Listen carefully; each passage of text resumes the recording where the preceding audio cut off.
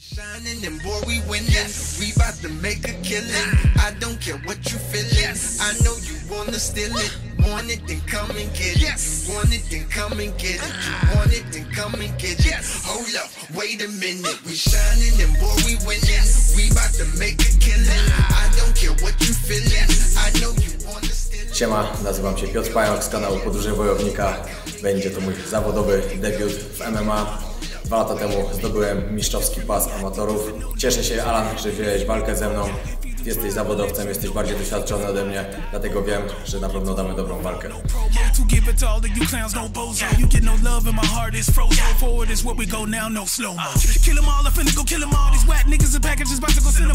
Na co dzień trenuję w Tiger Muay Thai w Tajlandii, na Phuket. Tym razem przygotowuję się w Sutemie MMA w Hiszpanii. Myślę, że tak samo dobrze się przygotuję jak ty. Zróbmy dobry show.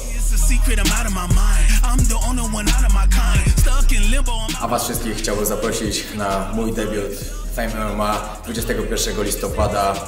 Zapraszam serdecznie.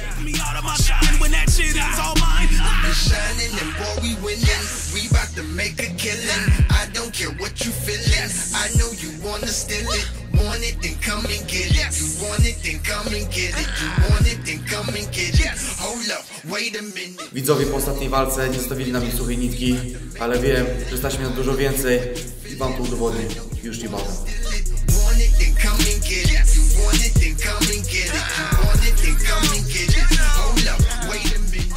Jedyne co mi teraz siedzi w głowie, to przegrana walka z Tańculu. Wiem, że wygrana z Pająkiem mocno zbliży mnie do rewanżu z Arkiem.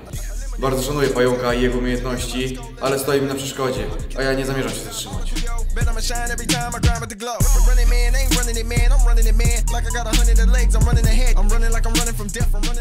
Byłem ze swoim bratem na Mistrzostwach Świata, bardzo sympatyczny gość. Ty również sprawiasz takie wrażenie. Mieliśmy okazję zamienić parę słów na Fame MMA 7 i obiecaliśmy sobie dać czysto sportową walkę. Pająk, let's do this. Filling the blanks, I'm a villain, I'm a pillage and fleet. I'm an armadillo, gorilla, a physical beast. I'm a sandstorm, I'm an unbeatable feat. I'm everything that you are unable to see. Shine, shine.